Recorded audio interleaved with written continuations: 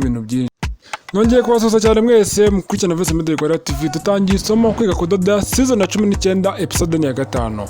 Aho turi gukora iriribaya ryacu muri kureba hano. Iriribaya rero tugeze kure nko kurireba hano ni moderi wowe mushyashya wowe ufungura ino somo bwa mbere wowe tutatangiranye. Dore turi gukora iyi moderi ni iyi ngiyi. Naravuze ati aho kugira ngo njye nangira isomo mita ko nkomereza ari kwagarukiye. Usanga nk'umuntu ufunguye isomo bwa mbere ntazi ngo biravayo birageshye. Nzajya mbaza kubereka umwenda wuzuye nongere mbereke incamake nyuma yaho dite ko dutangira dukomeza isomo ryacu dukomereza aho twagarukiye nta gutinda. Sasa nimaze kubona moderi yacu ni gutya imeze imbere mu gatuza ni kuri imeze ku maboko mu mugongo naho wayibonye dore sasa rero incamake. Naberetse uko bapima uko bafata ibipimo. Ibi ni byo bintu abantu benshi bategereza kureba uko umuntu afata ibipimo kuko ari umuntu yigisha akahita avuga ngo wenda ngo mu nda ngafite aka ngo mu gatuza afite aka ngo muri taya afite aka ariko ntiyabipimye ngo yerekane ukuntu bafata ibipimo. Ugasanga rimwe na rimwe umuntu uri kubyiga agiye afashe metero apfuye gupima wenda arayirekuye cyangwa se aramwegereje cyane birenze ibikenewe. Ugasanga rimwe na rimwe n'umudakoze za moderi biranze. Rero ngiye kugira ngo mbyoroshye bigende neza byose mbikoramo bireba akantu ku kandi guhera dutangiye kugeza dushoje. Urumva ko rero kwigira hano rwose ntako bisa. Niyo mpamvu kumbwira ati utarakora subscribe wayikora. Izi zose ni incamake uzabibona akantu ku kandi nkumbwira ati ibyo turi gusatira kugeraho iribaya ntabwo ritinda. Iribaya ntabwo rimeze nka rya koti twakoze igihe kingana kuri cyose na n'ubu ngubu riracyasohoka. Ariko iribaya ryo rwose ahantu tugeze ubu ngubu tugiye gusatira ku musozo. Reka zino moderi zirangiza izo mu gatuza Ep5 ni amasegonda tugahita duhuza tukaba turasoje. Ntabwo bizatinda cyane. Tugeze kuri episode ya 5 kandi nkubwira ngo ahantu rwose tugeze tumaze kudubura ni nkaho byari birangiye. Izose ni incamake. Ndabereka n'ukuntu batera ibipesi. Reka kubifunika nabyo narabibigishije. Nkubwira ati uwo ukeneye kwiga gufunika ibipesi ibi nyine uri kureba hano kuri rino ribashye hano ku maboko no mu gatuza hano nigishije isomo rishobora kuba ryirikwa ngo iga gufunika ibipesi. Reka kubera amasomo menshi mba nacishije hano cyangwa se n'ibindi byose mbyita amazina hari n'ibyo ngenda nkibagirwa pe. Nk'ijya ngo nshobora kubyibuka nongeye kubisubiramo nkavuga ngo reka mbigikina gukora bino bipeso bindi nabyo mubimenye. Nkavuga ati wenda reka nkura agasomo nabyo mubimenye. Ahubwo mu gihe cyose narabikora ndi mu bindi ubwo njye mba mbisize ku ruhande gato nkabaza nkajya mu bindi noneho nazabona uburyo nkomeza na bya bindi nabyo nkongera ngasubira kwibutsaho nagarukiye ngahita nkomerezaho.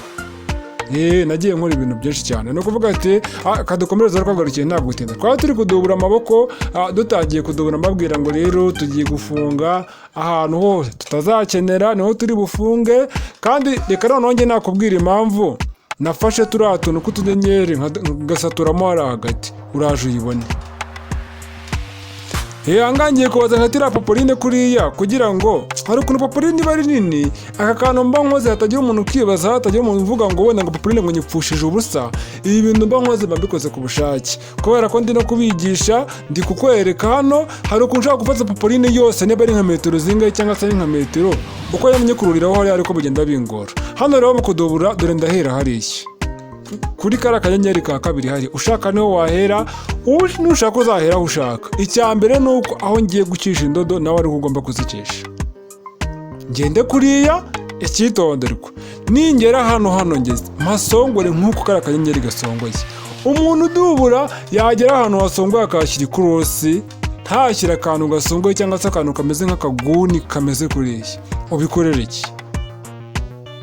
Kwa hantu hari agasongo kantu kameze nk'agasongo cyangwa se akantu gasongoye hari ikorosi. Reka ikorosi bari rimeze nk'akazeru hari iranguni uba ugomba kuyishyiramo. Nimba hano hejuru hari inguni imeze kuriya nawe yishiremo. Kandi reka mbibire kandi kabanga hari ukuntu imashini idoda abantu muzi gukora imashini mugiye guhita mubyumva vuba. Ni ukuvuga ngo hari ukuntu imashini idoda wagera ahantu hari inguni ugahita ko umanura urushinge ugahita wihutira guhindukiza umwenda wazamuye ipasi noneho wakomeza kudoda wowe ukaza gusanga muri ya nguni ntago urudodo rwafashemo. ubu ndabizi abantu bese babikurura vuba vuba, abantu bazi ibintu byo gukora imashini bafite akantu ko gukora imashini. Noneho n'umuntu utabizi nawe ni umuntu byabayeho nawe ubibona, kubera ko umuntu bitarabaho ntabwo yahita amenya ibyo ari byo. Reba nkanganze ngurukije umwenda kuriya ngahita nkomeza, ariko naza kureba iranguni uko yikoze. Iranguni nyine mba maze iranguni ituma nzamura ipasi ngahindukiza umwenda. Wenda nk'iyi ngiyi iri hano, urabona ko mbamanura urushinge hasi ngahita nzamura ipasi ngahindukiza umwenda, nkongera nkamanura ipasi ngakomeza nkadoda. Iriya nguni mba mvuyemo, reba mbaye nk'umuntu ubanza ngapfundika. Urabibonye?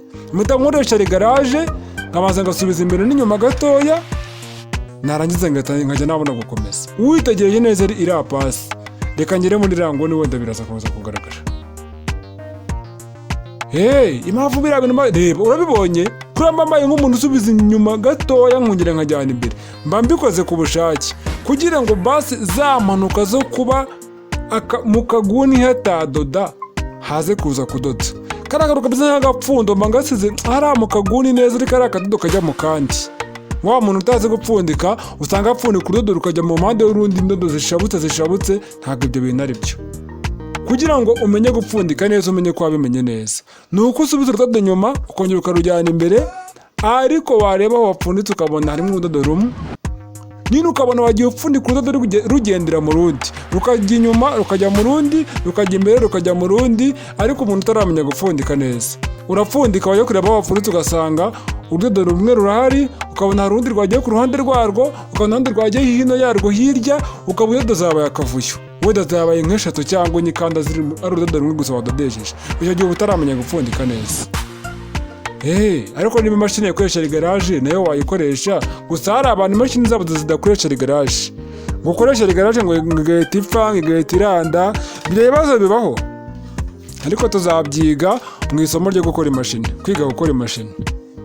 Babwire ukuntu bakomeza rigaraje, ngo hari umuntu yisubiza imbere n'inyuma akora igahita yoroha, ikazajya ngo igahita yoroha nyine igafunguka. Bibaho. Niyo mpamvu rero ayo masomo ndi kugenda nyabategurira gahoro gahoro, ariko kubera nyine imirimo myinshi bafite ntabwo byazira rimwe ngo bikunde, kereka haje muri kwa tuntu rw'inkunga tugenda neza, byamfasha cyane.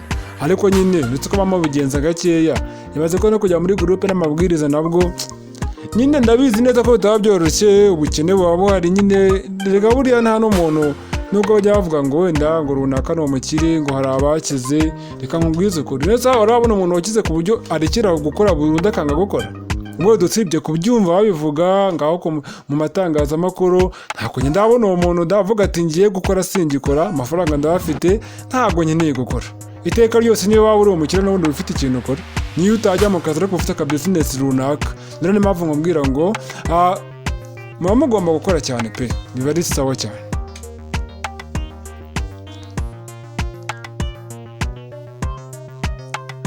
Hano nawe rero ni ukuhafunga, hano hasi ku kaboko naho ndi kuhafunga, mwabibonye? Hano hasi ku kaboko urabona ko ndi kuhafunga. Ku kaboko kabanje ntabwo nabivuze, ariko aha ngaha ugomba kumenya ko ku kaboko hasi naho ndi kuhafunga, kubera ko nta yindi moderi izajyaho. Kereka mu gihe nzashyiraho moderi wenda yatuma ntahafunga, nahihurira. Ako kantu ndi kukubwira ngo nyine kagasubiramo, mvuga ngo ahantu hajya moderi ushobora kutahafunga, ahantu hatazajya moderi, ahantu hajya moderi ushobora kutahafunga, ahantu hazajya moderi oya, ahantu hatazajya moderi ushobora kuhafunga, ahantu hazajya moderi ushobora kutahafunga. Ako kantu mbavuze ujye ugerageza ugasesengure.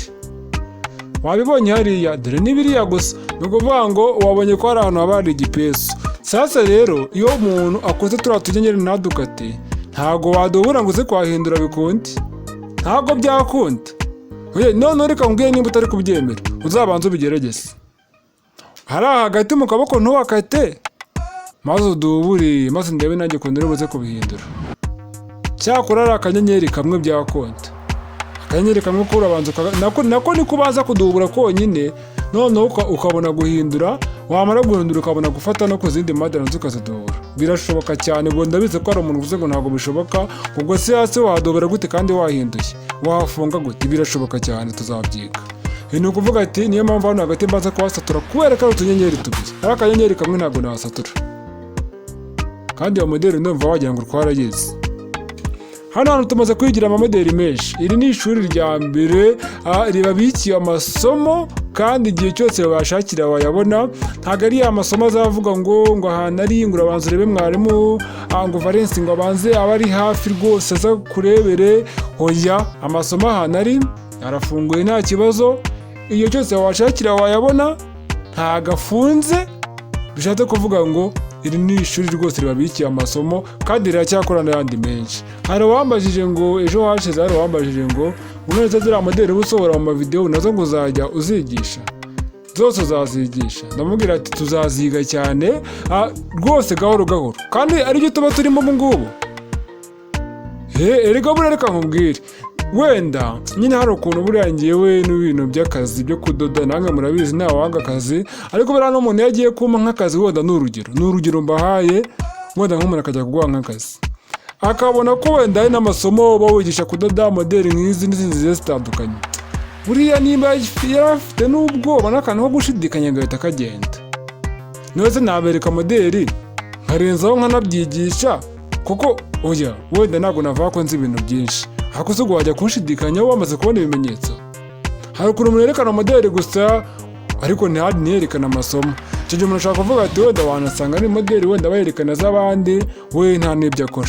Ariko noneho ngewe nkweretse moderi nshishijemo ndanakwigishije, cyangwa se hari ahantu aho mba ndi kuhakata kuriya kugira ngo nimbihindura bihindurike. Hano hantu haba ari ingenzi cyane cyane muri ziriya nguni.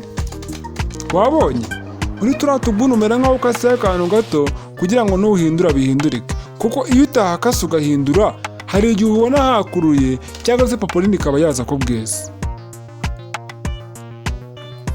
Ngewe ndi kubahereza moderi usanga mbanza gushyira nk'amajwi yanjye ndi kubabwira ati uyu munsi mbazaniye moderi z'amaribaya, moderi zitandukanye nziza cyane, simubizi mujya muyibona.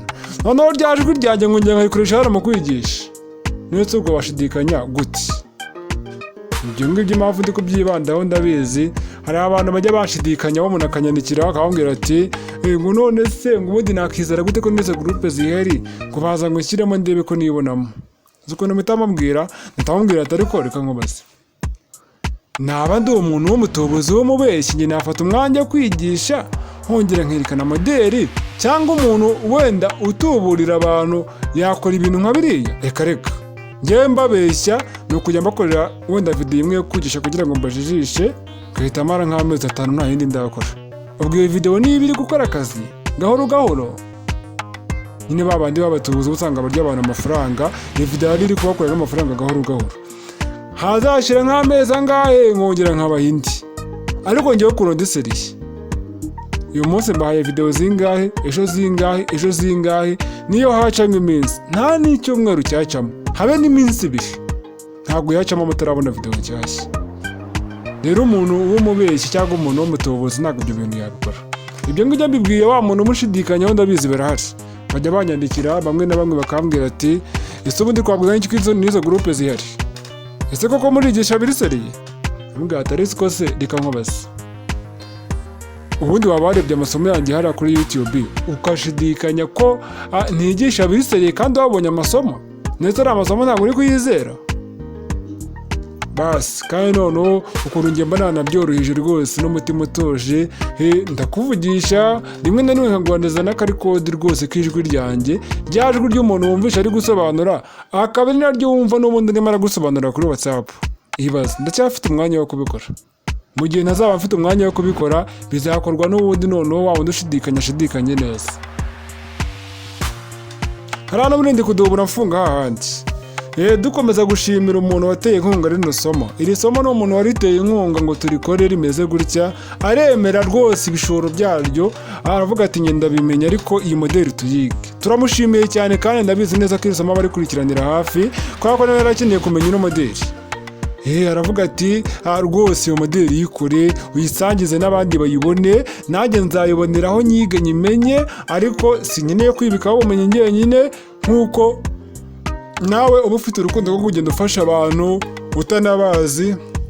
Nanjye rero nagerageza basi, si ngombwa ngo menye ngo ninde muntu mfashije nayo ngayimenye. Oya, icyambere nuko n'abandi bayigiraho, nanjye nkamenya ibyo nshaka kumenya, ariko n'udushaka kubimenya nawe akabimenya. Urumva ukuntu abantu uko bamwifitiye umutima mwiza?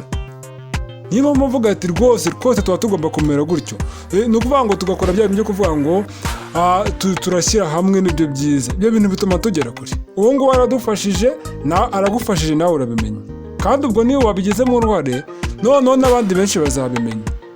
Noneho nanjye turimo turagura nyine amasomo yacu, uko nongera mwanderega niko njya ku rundi rwego. Ejo bundi nzaba ndi umwarimu wa mbere ufite amasomo yose kuri YouTube, moderi zose zo muzongera kujya kwiga bisanzwe mu ishuri. Buriya abarimu banyu noneho bazandakarira ku bafite abarimu. Ahangaha ndimo ndadubura mfunga, nizere ko utari murabyibazaho cyane ngo ntabwo ndi gusobanura ngo ndimo kuvuga ibindi. Ahangaha nabisobanuye bihagije, ibyo nakoze ku kaboko kabanje ni nabyo ngomba gukora hano.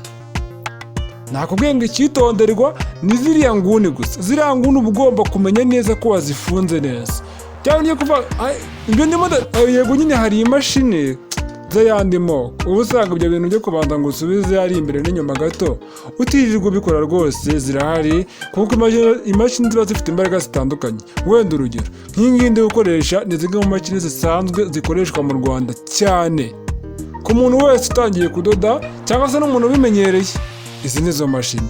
Noneho ariko umuntu wenda avuga ati ngende ndashaka indi mashini, wenda njye ku rundi rwego, wenda birashoboka akajya kuri ziriya zindi ngo nini z'umweru ngo z'umuriro, ziba zifite amazina agiye atandukanye ngo za Juki n'izindi, ariko n'izi nazo zikora neza nta kibazo. None ugasanga nimba ufite wenda imashini yindi wenda itateza biriya bibazo byo kuba itadoda ahantu, akenshi ziriya nyine iyi mashini igiye mu rundi rwego uko byamera kose hari akandi kantu iba yiyongereyeho kaba karuta ya yindi ya mbere.